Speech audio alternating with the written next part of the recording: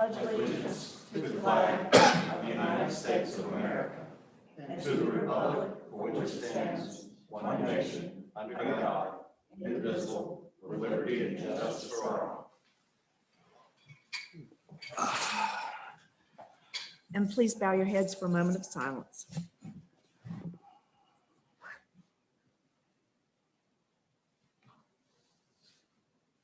Thank you. Council, do we have any changes to the agenda before we approve it? I don't have anything to change, add or delete. I would Move to make a approve. motion then to approve the agenda for the October 20th meeting as presented. Second. All in favor? Aye. All opposed? Thank you. And have you had a chance to review the consent agenda? And do I have a motion to approve that? Move to approve. Second. All in favor? Aye. All opposed? Thank you. Katie, did we have anyone signed up for public comment? Nobody signed it. All right. Alan, would you stand, please, so Martha can present the certificate to I'm not gonna you? wear my mask, so you stay 6 feet from me. And normally the mayor does this honor, but because of our friendship back, I won't say how many years, and our families, of course, our moms were such good friends, and of course the dads too. So she asked me if I would like to present this to you, and I said, I would be delighted to. So I am going to present this resolution. Whereas Alan F. Johnson was part of the delegation that persuaded Guilford County Schools to transfer ownership of the old Jamestown School to the town of Jamestown in early 1980. And whereas Alan Johnson was influential in the Save the Old School, I remember that was SOS, fundraising campaign to restore the building in 1985. Whereas Mr. Johnson was active on the board throughout the restoration of the building. Whereas he was a charter member of the old Jamestown School Association established in 1986.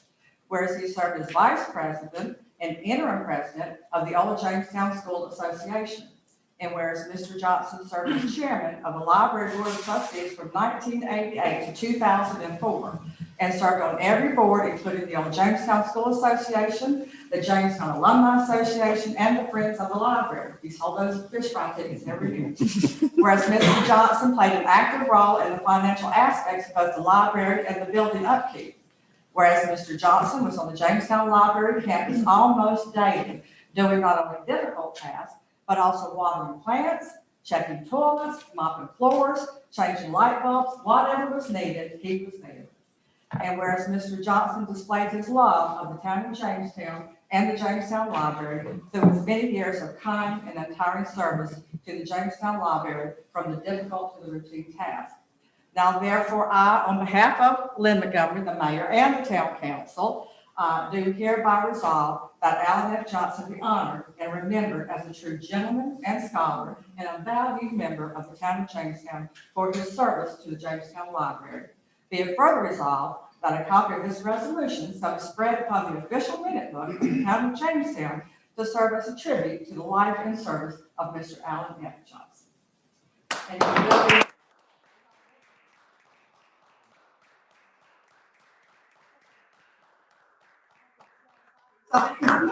Social distance picture. This was, I don't know if you got this, but there was a nice article about your dad in the Jamestown Alumni newsletter, which you might have. Well, thank you, and to you, Martha, and to all of you on the council, as well as the town. This is quite an honor, and I know my dad would have been honored and humbled, and he probably would have said many others were more deserving than him. of He this, would. was his nature, but when he heard that the building was going to be torn down 40 years ago now, I guess, he thought that would be a real loss for the town. And joined together with a number of other folks who have a like mind to see what they could do to fight to save it, and not only save it, but turn it into a real resource and tool for the community. So thanks for this recognition, which seems to acknowledge that those efforts were valued and appreciated. Definitely. Thanks a lot. Definitely. Thank you. Thank you, Alan. Yes. It's good to see you again. All right. And you said you've been to see the plaque? I have, Very it's true there, as I said, a lot. fine company. That's right. Yeah, he is. Great. Thank you very much. Thank you. Take care. Bye-bye. Okay, Kenny, discuss the consideration of the approval of the coronavirus intergovernmental agreement, please. Mayor, council, this is an agreement. I think we've had it on the last two meetings. I know a lot of you had a bunch of questions on it. I know Beth has looked at it, and Judy and I spoke to the county manager. That was probably, what, 3 weeks ago? But we basically explained to him that we did not have enough expenses to apply to FEMA. And he said he totally understood that. He said, just send it to us. Okay. So, and then they came up with a letter and basically wanted to know what council's decision was. And I talked to him. I said, the only way we can do this is have an emergency call meeting. He said, no, just send me an email or letter stating that what you intend to do. So you still have the option to vote it down, but we did speak to him and he was very cordial about it and basically said, send me the expenses, we'll look at it. So basically we told him we were not going to apply with FEMA. Okay. I'm content to, unless anybody's got any questions, Well, bring back my motion unless you've got. yeah, well, you know, of course, this was first submitted in August, and we had several questions which we asked to be answered and bring it back in September. And it was brought back in September, but all the questions had not been answered. So this should have been taken care of in September, but we didn't have the answers, the main one being about FEMA. And I expected to have something in writing, at least stating that the county manager of Guilford County would agree to let us, you know, submit to the county in lieu of FEMA. But we don't have that. And since we didn't get the answers and it's past the county's deadline, I don't think we have any recourse but to accept it and just hope the verbal communication with the county manager will be upheld. I wish there had at least been some mention in your reply to him instead of just saying, as we discussed. I wish it had been put in there. You know, we had explained to you, we do not want to file with FEMA, we'll be supplying with the county. At least have that much in writing, but we don't. So anyhow, I'm like you, I think there's no recourse but to accept it and hope that verbal will fly, which is not always a good thing to have. Question that I would have, John, was you done? Are you done? All I was going to do is make a motion to approve if everybody was through. I made it last time. I feel like that's what we need to do. Yeah. At Go this- ahead. I have a question directed toward Beth. If we accept this, or I guess with Kenny as well, if we accept this, and I understand that the flavor has changed now, but with their restriction and saying we must meet FEMA standards, and we don't apply to FEMA, is this just a handout from Guilford County to us, or are we then responsible somehow with FEMA because we accepted the money that the parent corporation, which was FEMA, sent it down to us? In my opinion, No. I don't no. think so. Okay. And I will say, it was interesting to me that, I mean, good catch, Martha, on this, that none of the other jurisdictions that were asked to sign this objected to it. Mhm. And I found that interesting. I also think that despite our reservations, I don't think they would have changed this agreement just for us. But I could be, could be wrong. But I hope that we'll get what we submit paid and Yeah. and be Yep. able to drive on. Right. And like Martha said, that's where the conversations a couple of months ago with the county manager, Marty, would have probably made the difference, but I see no reason to not accept it at this point either. I'm fine with it. All right. In that case, motion to approve. Second. All in favor? Aye. All opposed? Thank you. Okay, and Judy, budget amendment number 9. Okay. Based on the approval of the agreement with Guilford County, we wanted to present this budget amendment, which we feel would be allowable under for reimbursement under the agreement that that we're signing with Guilford County. So this is for purchase of camera equipment for streaming the meetings, town meetings, amount $3,250. And it would be, sent in for reimbursement as soon as we purchased it, as well as other things that we have already purchased. And this is just for one camera? That's correct.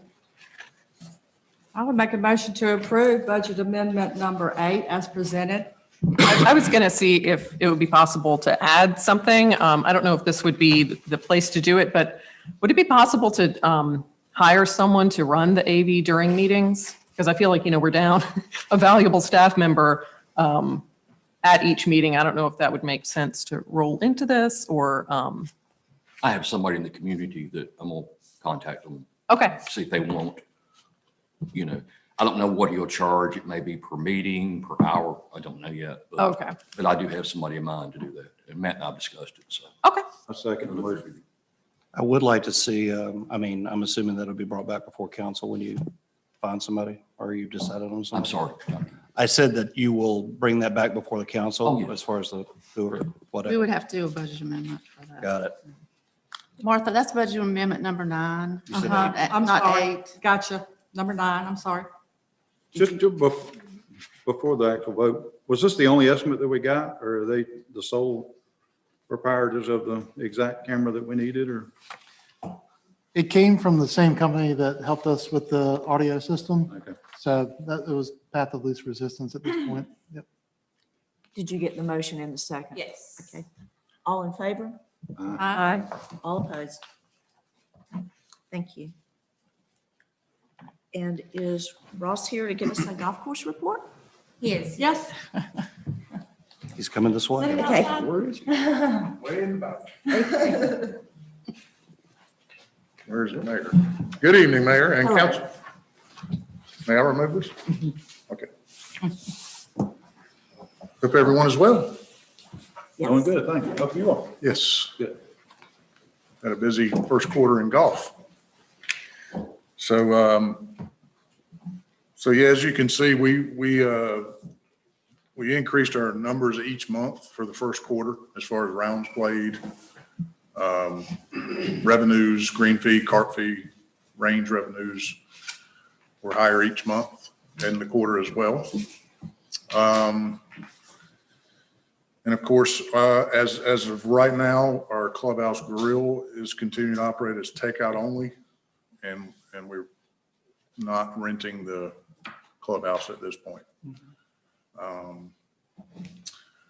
All the staff is in as well and in good spirits, and obviously we're continuing to use all the proper protocol as far as sanitation and with the golf carts and the building so everything's running pretty smooth. Oh, I actually went out, was it last week or the week before, and it looked awesome out there. Great job. In fact, I think it's where you went. Yeah, I was looking for the ball and the. I heard you might have been playing one day. Did you hear somebody yelling 4 all afternoon? That's probably, yeah. That was it was good. The course looked good. Everybody seemed to be having a good time. It kept moving real well. As far as checking in and getting the cart and doing all that sort of stuff, everybody was succinct, no clusters of issues that I saw. Right. The course played really well. I didn't, but the course played really well. Had fun doing it. Good. And I brought a friend from somewhere else that had never played, had played Jamestown way many years back, but hadn't played it since we've done the refurbish. Okay, And he was very impressed with it because he remembered what it looked like before. good. That's great. Well, have y'all had any discussion about opening the grill, the social distancing and a decreased capacity? And that was actually a topic that I was going to get with Kenny this week on. And talking with the staff, we're a little kind of on the fence, if you would. We want to contact the health inspector to find out some do's and don'ts, if you would, before we do open and do it wrongly. So that is a discussion, Kenny and I are gonna have later this week, hopefully. So, Yeah, we- Well, I Yeah. wondered that with being in the phase 3 and then also the renting of the clubhouse to small groups. But I mean, I'm for safety first for the employees and patrons. But if it can be done and it's within the guidelines of CDC and within the phase from the governor, his restrictions, Right. and something to look at because, we need the revenue. yes. But safety is first. I'm not trying to say put that over it. Right. But I want to be sure the discussion's being held. Sure. And I think that if everyone would follow the rules, then we do rent for, as of right now, it's 25 Yeah, or less. right. And they show up with 35 or 50 or Well, yeah. it's, so we've got to kind of weigh the pros and cons really. And that's kind of where we're at now.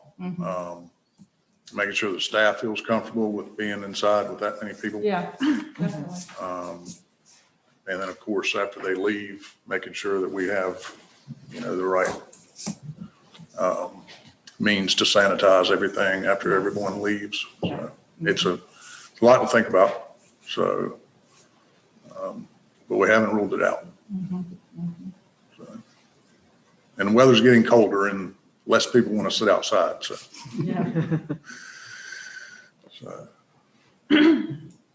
Thanks. Any question? anything else?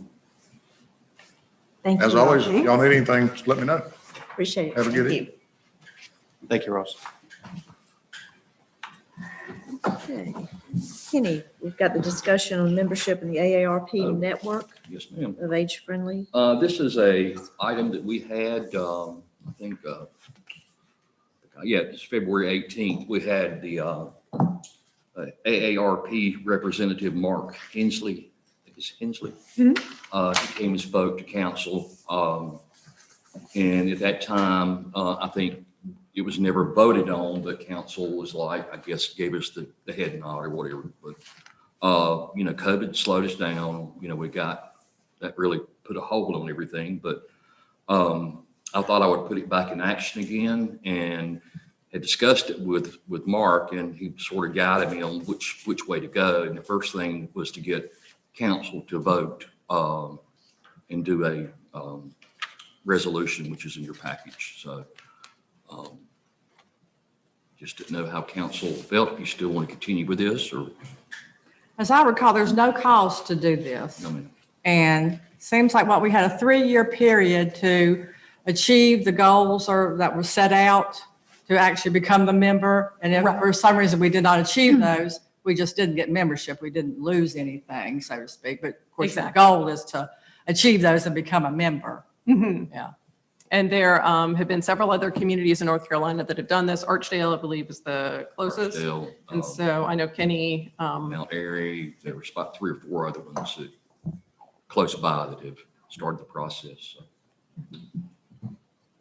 Just for clarification, do they have any input or any, short of another word other than input, on anything that we do in the future when it comes to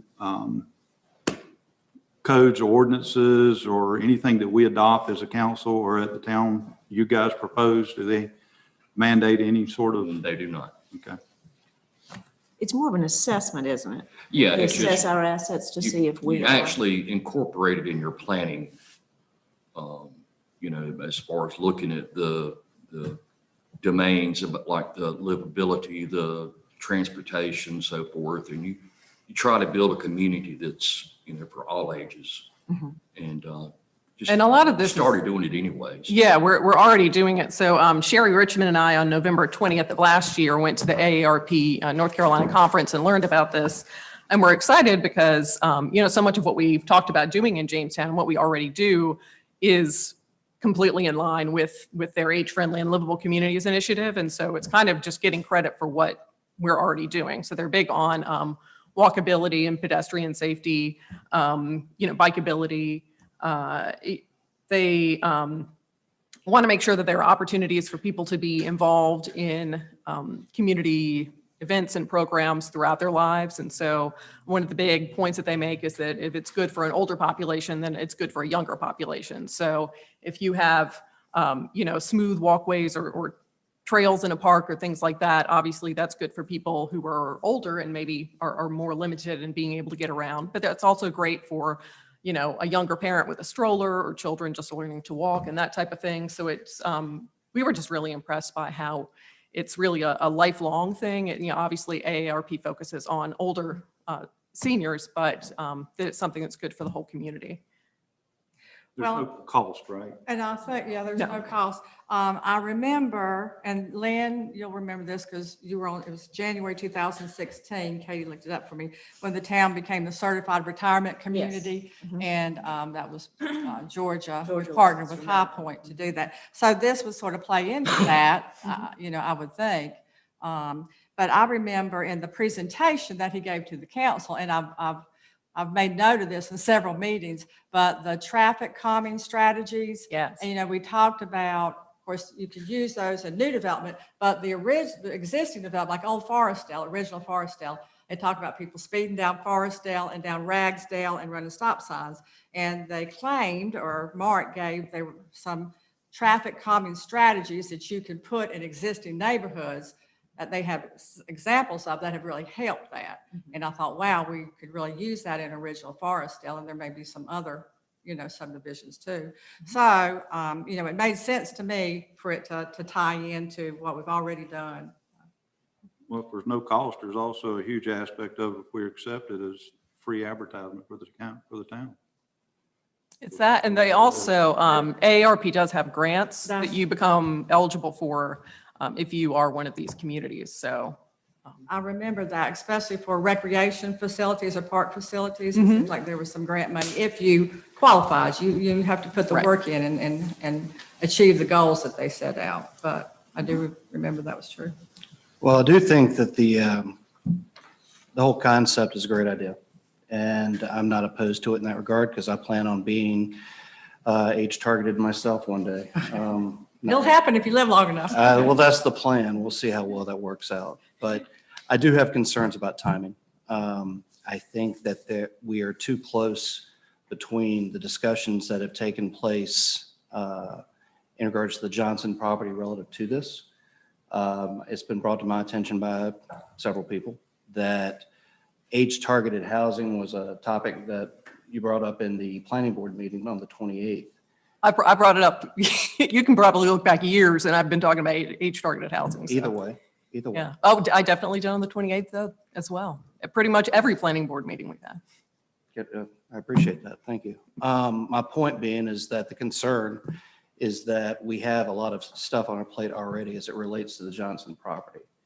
And introducing that as a topic into the planning board is somewhat compromising in that we really need to keep some things separate in regards to council involvement with the planning board as well as the perceptions of how that may look to some people. There are concerns that, we already have a plethora of people who want to say that we're talking to, the developer, we're talking to people behind the scenes, there's money under the table, there's all this other stuff that's not true. And I don't think that it necessarily applies here. In fact, I know it doesn't, but the concern and the optics are a problem. And I think that for the time being, at least, we should definitely pursue this, but at a later time, I think we should table it for now. I don't feel like it's something that we need to do right this minute when we're trying to work through other parts and pieces relative to that, which has kind of sucked all the air out of the room. I don't think we need to be going after one more project at this point, even if it's one that doesn't necessarily cost money. And we've already established a precedent previously in terms of saying, well, the Parks and Rec plan, we spent $41,000 on that, but we're okay with holding off on that until the Johnson property has more time to develop. I feel like we are kind of going down the same path. Let's keep it clean and keep the two things separate. I think it's apples and oranges when you talk Well, about I the don't park see- project versus this project. Well, I don't want to sound glib, but not everything has to do with the Johnson property. Oh, I agree. I agree wholeheartedly, and I feel the same way. And I think now is probably a great time to do this because we are going through the land comp plan update. And a lot of these things need to be incorporated in that land, the comp update, I think. But that's a different To group. then to go back and try to add it, it seems like this would be the time to incorporate the strategies within our comp plan for future. But isn't that discussion development. still ongoing? Aren't we still, isn't the comp? Yes, the land comp is So, I still mean, meeting. It seems logical that that would be something that would evolve out of that discussion. And then at that point, we could go ahead and say, it's evolved from this, which has gotten us to this point. And it seems very plain to me that there's, I'm like you, I'm tired of talking about the Johnson property. Well, I'm not saying I'm tired of it, I am. I'm just not saying every conversation has to deal with that, or everything we do is not, have agree. the rest of the town that we're looking at. I agree. But we put a lot of things on hold at this point. I just don't feel like this is the time. Nothing against it whatsoever. Like I said, I plan on living here another 20 years, and I hope to age target myself at some point.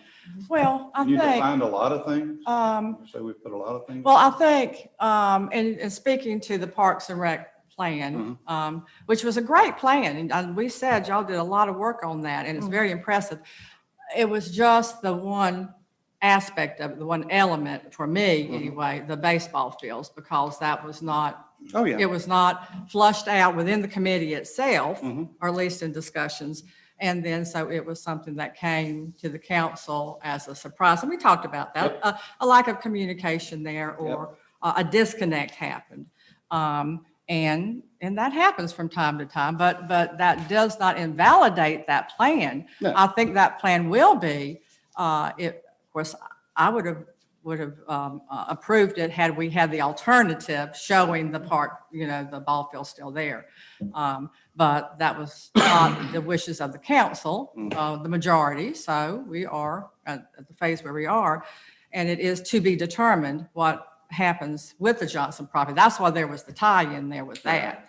I don't see any tie-in with the, with this, really the strategies and goals, a tie-in to that project. But I understand where you're coming from. I mean, if I take it a step farther based on conversations I've had, I think at the end of the day, it comes down to, we've got council representation with the planning board. We have the planning board focusing on this property. We don't need to be introducing parts of that into that discussion as a data point for development at this time. It crosses, or at the very least, it blends some lines together. And I think that's where the feedback I was receiving was coming from. And the optics of it don't look particularly good. And I think very strongly that there is no reason why we have to do this right this minute. So I did, I looked back because I got your email from 11:30 last night about this. And so this morning I took some time to, I was just stating when that was. I took a little time to look back at Triad Business Journal articles, just out of curiosity to see when the age-targeted housing came up with Diamondback. And it appeared to come out of, there was a February 13th, their community meetings. The next day, they had already claimed to have made some revisions, I guess, based on those community meetings. I was in Florida during the community meeting, so I unfortunately was not able to attend those. And based on the articles of the Triad Business Journal from February 13th, updated the 14th, they spoke with the developer from Diamondback who said there would be a senior living area across from Cedarwood. I don't know if that was based on feedback from the community meetings or if that was already in the works, but that was the first that I had heard of it. I went to this AARP meeting conference on November 20th. Martha and Kenny and I met with Mark Hensley January 9th. So, I mean, I don't know. Well, the Triad Business Journal wasn't at the meeting on the 28th of September, and that's what the whole conversation alluded to, was the fact that we have a planning board group that's having discussions, and we've got the council blending in with that discussion, whereas what the council should be doing is representing and being a presence, as opposed to just arbitrarily bringing up a topic that had not been a point of order or a point of discussion within the planning board up to that point. And so the question of propriety came up. And even if it's been in print somewhere else, again, we're talking about the context of what's happened within the governmental process in Okay. Jamestown. I was confused. I didn't understand what, I thought because I was interested in senior-friendly housing at some point, that was the No, impropriety. No. But it was that I No. mentioned that during a meeting. bringing it up, that's really what triggered it. as Okay. far as the Well, then I conversation. see that as separate from this AARP initiative, because again, I have long been interested in having more housing options for seniors in this area. As, you know, Martha has said, we are a designated, Sure. retirement community and have been for years. In our So- listening sessions, when we could meet in person. Once upon a time. Yes, it seems so long ago, but the listening sessions for the land comp update, there were many who came in, citizens that came in and said they were ready to downsize. We don't want to leave Jamestown, but we have no alternatives. And of course, it seems this AARP would help us in guidance on what would be good retirement facilities, what would be good house, what things they need within a dwelling that, you know, I wouldn't know. Right. But I think there's a market for it in Jamestown. Mhm. And we have said that before. I just think this would help us having that designation and give us more information and how to go about marketing, you know, for retirements and plus what they need. Yeah, well, I just think that there's some exposure there that's not necessary. Mhm. And I think at the end of the day, it's, to your point, it is something that would make sense to do. Mhm. But the question that I'm raising based on, you know, all of this is now the time. I think if we've got a group that's looking at, you know, the future of the town and what they want to see, it seems like it should evolve from that. It seems like it would come from that organically, and then it would make it through the town manager, and then it could come back to Rebecca's, you know, project and go back full circle from there. Did you have anything you would like to add? to the I probably discussion? shouldn't. Go ahead. No, I'm good. Thank you. Then do I have a motion on the table? Well, my motion is to table this until a future date when we can review it again, after the Johnson properties had some time to evolve further, and we can separate the two things, not necessarily have some overlap. That's probably wordier than you wanted. Do I have a second? Well, may I, before we get a second, may I continue to discuss? Thank you, Madam Mayor. Rebecca, of course, it's been some time since I had any conversations with him. Is there a time issue with when the town votes to whether to do this initiative? I mean, Kenny has been the one in communication more with the folks at AARP. You know, my understanding there's, No time, and I mean, it's, you know, the way I looked at it, you know, we had him back here in February, and, you know, the more I kept looking at it, I thought this was a great opportunity, and so I pursued it, and, well, I bring it before council, but, you know, it's just that many days. I'm trying to digest what you're saying, John, because I want to understand. Sure. I don't see the conflict, but I'm trying to get there. I understand. Well, again, I mean, I think that we need to look at this as a separate issue, how so? because it is. I don't understand what Because, you mean. but this is a separate issue. This is something that was in front of us in February. We instructed Kenny to look into it. He has. He's come back with this recommendation. And that's where I see it coming from. Am I incorrect in that assumption?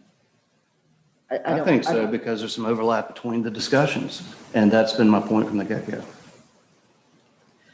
I mentioned that to you earlier today. Right, and I still don't see the connection as to why that is a problem. Well, I think the problem is we have too many irons in the fire right now. And I think that this is just one more thing to add to an already full plate of agenda items. And we don't need any additional agenda items at this point. Our plate is full. So we And can't handle anything else? Is that what you're saying? I'm saying that we need to use some caution and we need to go slowly. I don't think there's any problem with that. Do you, Lawrence? Well, what, But this is not something that Yeah, what would we requires have- action on our part. Once we Yeah. pass the resolution, then they study it and give us recommendations We'll through the submit planning an process. application and start that process and, probably put a small committee together, maybe once every 2 or 3 months or whatever, and just well, I think, keep it on track. again, I'm going, what I recall, they give you, it's different categories or topics or something. I mean, And there's so many things within there, is your town doing? right. And one of it was planning, which made me think it would be a good time because it would be incorporated into the land comp update. And then we're going to have to do our land development ordinance updates, I think by maybe it's July of next year. And so again, it would be good to have that in place. So it would be put into those updates. It just seemed, to me, it seemed like the timing was right. So that's why I say I'm trying to think get that- it from your point of view. I just think that if there was more time to let things play out, it would work out better. I do. And I can't better explain it than that. Right. And if you don't agree with it, I understand. Yeah, But we can all agree to disagree. But yeah. I just feel like with everything else that's going on right now, I don't think we need to add an extra layer right now, especially when there have been people that have said point blank, well, why are we talking about it in the planning board meeting? Why is there a council person talking about it in the planning board meeting? It doesn't make sense when the planning board wasn't talking about it. And so that's a concern, and it's a legitimate concern. So I could see that being a separate concern though. And I will say, my understanding of my role with the planning board is as a liaison. And so as we had spoken with Mark, he did the presentation on February 18th. As Kenny said, we kind of did an informal talk, or it seemed like people were into that. And so, and again, I should look back at the video from September and see exactly what I said, but I'm thinking that it may have had something to do with the fact that we seemed like this was a direction that we were interested in going in. If I mentioned livable communities at that point, or if I was just mentioning age-targeted housing, which, you're talking about age-targeted housing okay. specifically. So did I say anything about AARP? I've only watched the video one time. It was age-targeted housing specifically. Okay, because these are separate things. No, they're not. All right, well, I move to approve the resolution to participate in the AARP network of I already put a age-friendly motion out. We've got to finish the Okay, motion that John has on the floor. all right. Do I have a second? And again, like I said, this can be revisited at a later time. I think it makes sense to.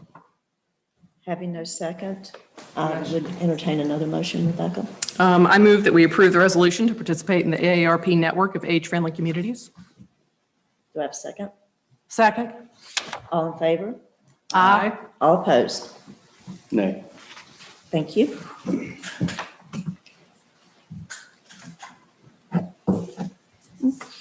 Okay. Judy, you've got the equipment leases. Yes. So this is two separate leases. One to lease mowers and a utility cart from Tri-State Pump. The other one to lease 2 mowers from Smith Turf. We did receive the first lease for the equipment from Tri-State Pump. And Beth had reviewed that and she was fine with that lease. The second lease, we did receive it and sent it on to Beth. She suggested a couple of changes and she and their attorney discussed it. And I had an issue, if I could interrupt. for a Yes, minute. please. I had an issue with really a relatively minor point. And it had to do with, in the wording in the lease, had the town agreeing to appoint the lessor as our attorney in fact to execute any insurance claims or sign any checks, endorse any checks on our behalf. And we don't really have the authority to cede our authority, the town does not, to anybody else, appointing anybody else attorney in fact. And that was the point I made to their counsel. And again, I don't want you all to get hung up on this because the important thing would be the financing. I have spoken to him about deleting that wording. I see it coming into play. If we ever had a loss on the equipment and the insurance company paid off, normally what they do is they'll cut the check to both the town and the lender, the lessor. Right. He said they had had an issue in the past with the check being made only to not the town, but whoever their insured was, and they just cashed it and never gave them the money. Well, that's not an issue with Right. the town of Jamestown. Yeah. So I am assuming it's gonna, I think I opened a kind of a can of worms. I didn't think this would be a big deal, but apparently I know it's the gonna go to their loan committee. And I am comfortable enough. I want us to have the financing if you all approve it. I am comfortable if they come back and say, no, I'm sorry, it's got to stay as is, no ifs, ands, or buts. Okay, okay. But we would still have a contract with them to repay that debt. Whether there was a Yes, we check issued do. or not. And I pointed out to him, we have to, at the end of the day, whether we give you the money that was the insurance company paid out or not, we're still obligated to, at the end of the lease, give them the equipment back. Reasonable wear and tear accepted. So, Yeah. I mean, if we're good for that, then we should be good as far as any insurance claims not taking their money. Again, he and I both were a little surprised we were having to talk about it, so. So are we waiting on that contract? I would suggest, if you're inclined to do so, is, to me, the important thing is the type of financing, and the golf course needs the equipment. Yeah. So my advice to you would be to go ahead and move forward. The way he and I left it, he would let me know if it was an issue. And at that point, I feel like I've made my point. I don't think it is a hill that we want to die on. And I would suggest that we go ahead. They did use their standard municipal contract, so apparently everybody else has approved it. I put on my Martha Wolf hat. I know. Also, when you said open a can of worms, I said, I know, I didn't mean to either, but. So at any rate, I would suggest that we move forward with considering the financing as a whole. And I'll just leave it at that. He said he would let me know if it was an issue. Thank you, Beth. Both lease contracts are through state purchasing contracts, so there was no bidding involved.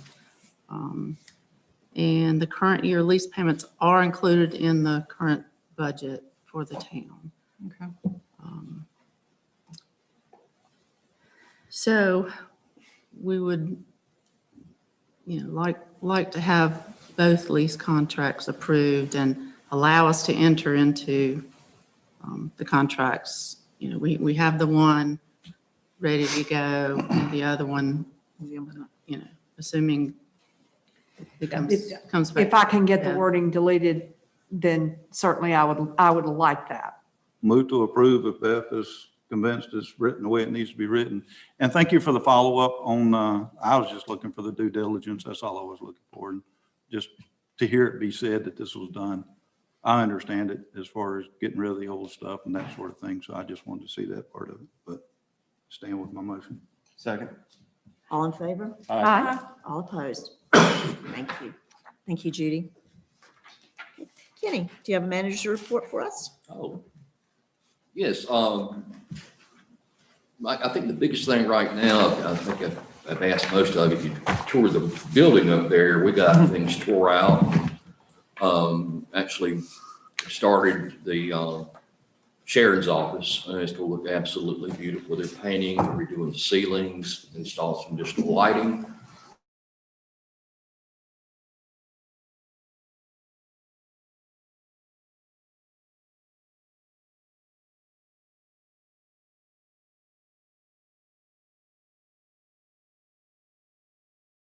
look up at it and thinking, oh, I hope it doesn't fall. So I think we're getting rid of that safety hazard. So, but it's gonna look great. All the projects, I think the one I sent, Friday, some of these are starting to dwindle away, and Paul and I have to start discussing some of the new ones that we're getting ready to add and get going. One of them's gonna be the, sidewalk on, for the elementary school, and also the, maintenance building at the golf course, recreation building.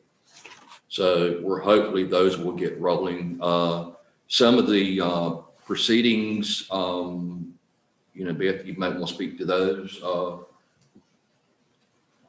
Anything on Lee Street or anything that you can tell us? Yes, on Lee Street, I think we had been hoping that there would be a little movement on Mr. Young's part so that we would not have to proceed with demolition. It looks like we are proceeding with demolition, so. And what's the timetable for that? As soon as D.R. Horton can get it on their schedule. Okay. And then Guilford College Road, I thought we were going to have a court date in October. We did. As a matter of fact, that case was heard, our motion to dismiss their case. And again, just to review, remember, we have 2 pending cases with them. One, Ms. Heron appealed the decision of our Board of Adjustment to Superior Court and then sued the town, asking that we be stayed from any enforcement of our ordinance concerning swine against her property. We filed a motion to dismiss that suit, and we were successful in getting it dismissed on Monday. So as of now, now, remember, they could appeal. We don't know whether they will or not. They've And what's got the time for that, 30 days? 30 days. But right now, as of today, we've just got the one case, the Board of Adjustment appeal from the Board of Adjustment decision. We do not have a court date set for that yet. My anticipation, just so you'll know, probably be after the first of the year based on how court calendars are going. But at least we're down to one. Thank you. Anything else? And is Paul in here? Yeah, he's around the corner. He's right here. There was an award, if they set a date when that's gonna be given, yet, the award, November the 13th. November 13th. The bridge, so here's Paul, you could discuss that if you want to, we'll clap for you. You can give us an update on Main Street.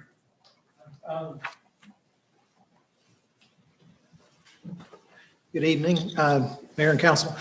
With Main Street, the update there, as you can see, the brick sidewalks moved along. They've been working on the Bull Run Creek crossing.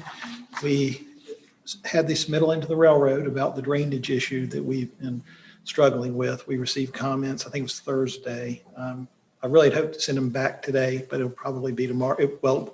I did not get them sent back to them today, but it's an electronic resubmittal. Comments were they required us to up the grade of pipe, which will cost money. We've talked with NCDOT. We're waiting the contractor to update the costs there, but since it does affect NCDOT water or runoff, it should be part of the reimbursement. That's what I'm expecting. I guess, and as Kenny alluded to, we won a planning award for the East Fork Bridge. It was very nice about us being a walkable community. That was very nice of them. And as Kenny said, the date is the 13th. Do y'all have a time for that yet? Not yet. Well, and thank you, Paul, for all your hard work on the bridge, which we have before told you how much we appreciate. We know how much blood, sweat, and tears went into that. It was a struggle. It was a struggle. But also I had asked Paul to bring the plans for the East Main Street sidewalk, because I've been riding by there. It looks great, but I couldn't envision how they were going to veer over and then go under the tunnel and come back and tie up to Yorkley. So it's just for anybody's information that's out there, if you would like to take a look at it. But that helped me sort of envision where it's going to tie back in there. But do we have a timeline for East Main Street? We do not, I didn't go back today and so far as the base contract, we would be getting very near it now. Well, yeah, they're saying, the Division 7 on their reports, they're saying November 2020 completion. I know that can't be right. There have been some change orders that, Yeah. part of the change order gives them time in a standard Okay. DOT contract. The piping issue that we're dealing with the railroad, they've requested 60 days on that. I mean, right now, the contractor's trying to get out of, I mean, they want to get away from Main Street, Sure. get the work done there, and they've been waiting on some subs. Yeah. The good thing with the railroad tunnel area and going back to Yorkley, it is off the Main Street right away. Yeah. So it Well, won't I'm be. seeing a winter coming on. Or if we're going into December, we have a bad winter, then nothing will happen until, maybe March or April. something. Yeah, really, Two But- questions. out of your Oh, control. I'm sorry, go ahead. Two questions. Is there going to be a crosswalk with lighted stuff there to get them from one side of Main to the other? Yes, it's very near, well, if you see where the brick goes up and then where it switches to the other Right. side, we actually have already gotten those signs are Okay. in to put up the electric. Good. I can flashing see people beacons. trying to run across that one. The other question is down where it crosses the creek, is there going to be a pedestrian bridge or are they going to incorporate that into the, so there is going to be a bridge there? No, it is, what we did was we did a little bit of a lane shift with Main Street. We moved it a little bit north, went through the division with that to get enough room on the south side or the right side as you head away from Town Hall. And you can see they poured the head wall already on Dr. Davis's side, the north side of the road. On the south side, they poured that, I believe, yesterday. But they haven't stripped the formwork yet, but there'll be a sidewalk just behind the new guardrail that'll be going up. Okay, so it will be protected. So it'll be very tight, but it opened up a whole lot of issues with FEMA and flood issues had we extended the culvert, in addition to all the NC Diener environmental issues. So we were trying to hug the existing culvert, a little bit of a lane shift. Okay, thank you. It'll be tight, but it's safe. And I saw your initials on the pedestrian bridge. Good job. It's carved in the side there. Oh, no. Just kidding. Oh, no. Thank you, Paul. Anything else you'd like to add, Kenny, before we go to committee reports? Well, may I just, on your report, the Oakdale Mill, we had requested to do the inventory and start get the repair list for the inventory at the September meeting. And now it's been 30 days. How's that going? I've been out there for about 2 days. I actually went out today and ran up on something that was probably not safe. So probably the next time I go out, I'll carry the sheriff's department with me, let them check things out before I go walk around houses. But I should have it finished by the end of the week. Okay. So the inventory's already started? That inventory's already started? Yes. Okay. Yes, sir. And I know we had on I guess it was the newer report, but there was the new hire of Jeffrey McCullen in the sanitation department. So I was just wondering, are all positions filled now for the town? Yes. Yes, ma'am. I was glad to see paintings going on the exterior. Yes, I'm sorry. Yeah, the exterior too. Great guys doing that. Is there going to be some pressure washing on the sidewalks and all when they get done? Yes, it should be. And I guess, are the fairground buildings, are they complete? Y'all were working on the painting and other things last month. There was some electrical issues. I'm not sure, Paul, if that guy came back or not, but we're basically finished up. The electrical issues are done. We have a touch of paint from where we vacated the demo. That's right. Okay. And so we're using that for storage now? Okay. Good, great. Do we have any meetings to be reported on? Not for me.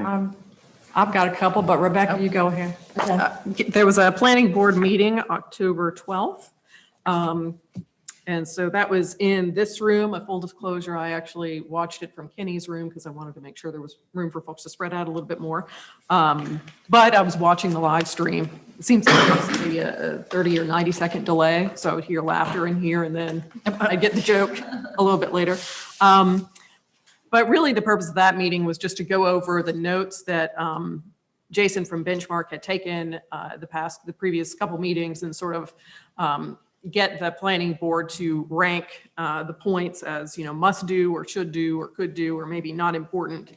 And not surprisingly, pretty much everything in the bullet points was must do. So just to kind of hit the highlights, they want high quality materials for the homes. Really the big issue was they feel like the lots on all types are too small. And I think they decided upon no lots, a variety of lot sizes. That came up a lot. They wanted variety in the look of the houses and the buildings, in the townhomes, the variety of lot sizes. So it's not just lot on lot on lot and everything looks the same, even if the homes look a little different. And so I think they decided upon a variety of lot sizes with a minimum of 10,000 square feet. They were really concerned, especially with, townhomes and the single family residential, to make sure that there would be room in the front yard, in the driveway for someone to park a car in front of the garage without going into the walkway. I know we've got Yes. some areas in town, and I think people have looked at the newer development that's gone on in and around town and really realized, like, okay, we definitely want to make sure that people are going to park their cars outside. We understand that, but we want to make sure that they can park them in their driveway and not, block the sidewalk. Garages shouldn't be the focal point. When it comes to townhomes, they didn't want any more than six attached units in one chunk. So that was kind of a must to have no more than 6, but So a does that should mean- do would be 4 or. That's what I was going to ask. So you'd have 4 or 6. Oh, yeah, they were very open to having fewer than 6, Yes. but that 6 would be the maximum. They don't want to see the backs of townhomes or really any of the homes from Guilford. So there was a lot of talk of buffering and that type of thing. So, and there was discussion on wanting to keep the trees and plants that are currently there if possible, but then sort of augmenting those to make better buffers. So really seeing how that was. The age targeted housing, they wanted relocated to a more appropriate area. And so it's kind of gone back and forth, in some maps. Originally, it was proposed one way, and then I believe Diamondback had moved it to that Mackey and Guilford corner area. So it would be across from Cedarwood, which is what we've heard a lot from Cedarwood residents. They want to, both they and Jordan Creek and the townhomes across want to look out on residential, not recreational or anything. So they talked about moving it back to there. It had gone to the other side of the development and they want it pulled back. And really, I mean, honestly, most of it was talking about wanting larger lots. And that was it. Sean Rogers from Mendenhall was the only one to come to public comments, and I think everybody got his comments. Okay.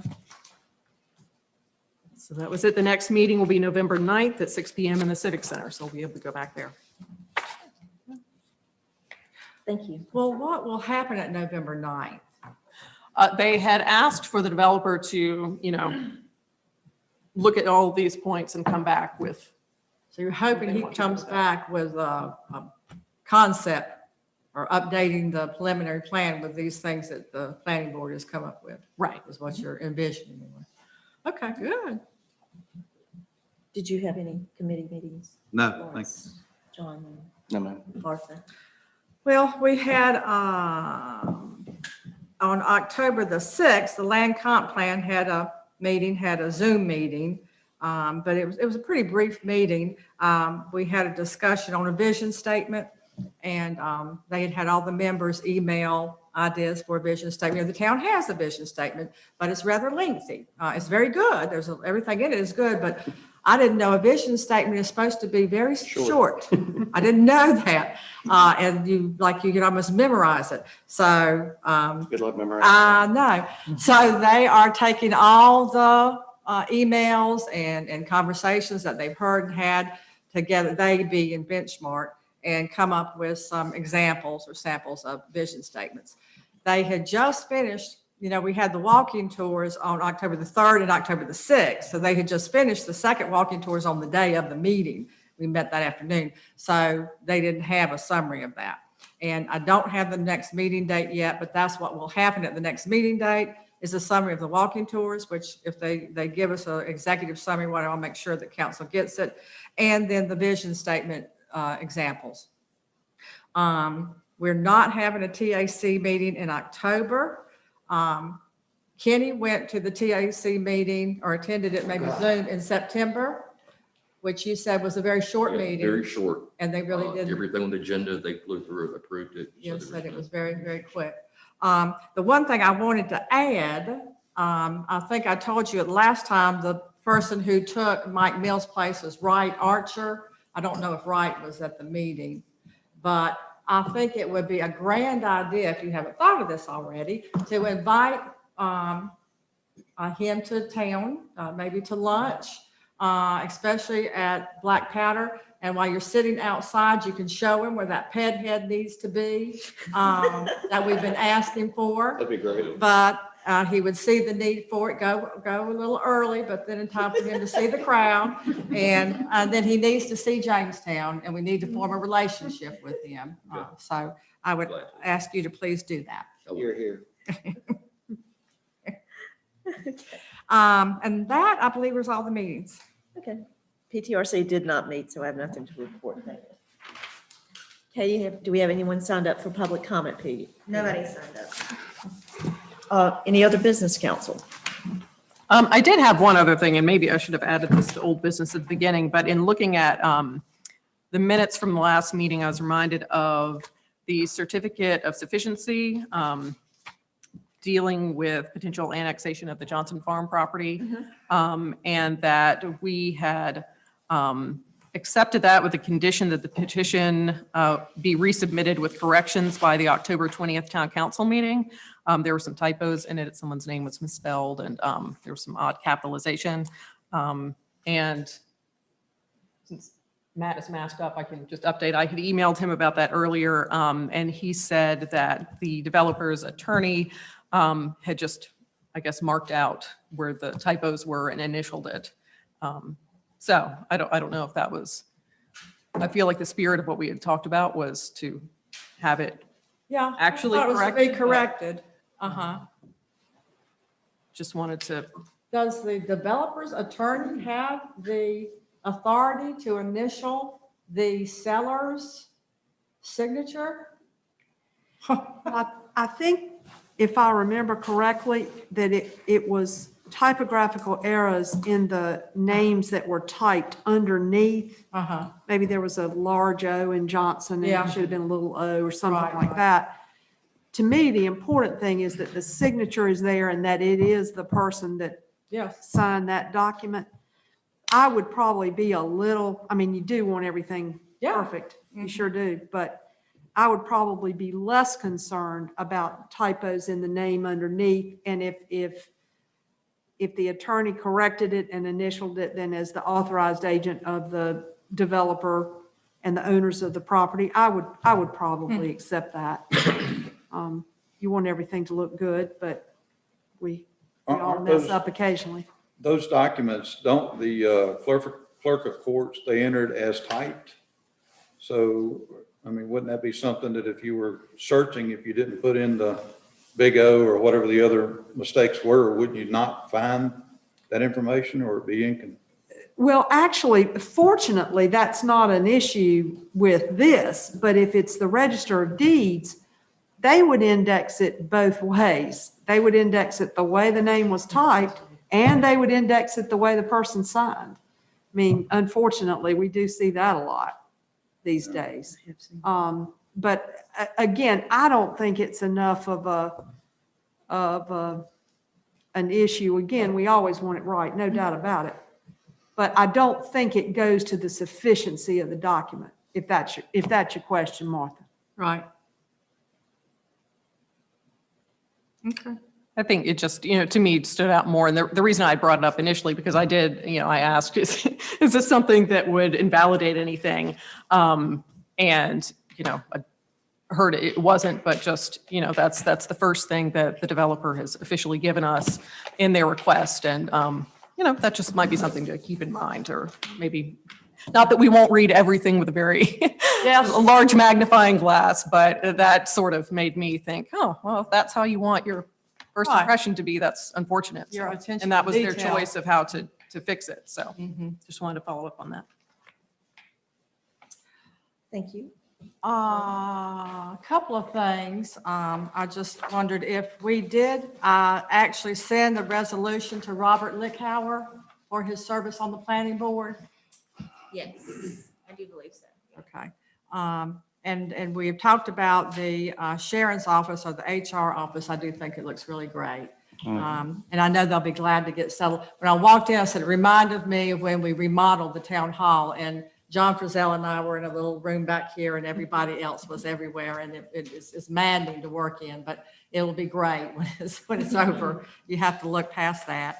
I did read, Judy, where the PAL bill, they're predicting that may be 10% less, and that PAL bill checks were starting to go out. I just wondered if you've heard anything down the pike. I don't mean to put you on the spot, but We got our first one in, and- first, you get half. It's yes. half and half, Yeah.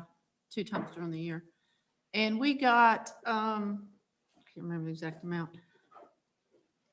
But it was a little less than we got last year, but it's still over 100,000, which, that was kind of That was sort of the budget. that was there. the point where we were the Okay. last several years. The last maybe 2 years, it's been a little more, but so, I'm still happy with the amount we got. Okay, good. I was worried about that. And that also made me wonder, where do we stand on the nonprofit grants? Mendenhall Home Place is back open for tours.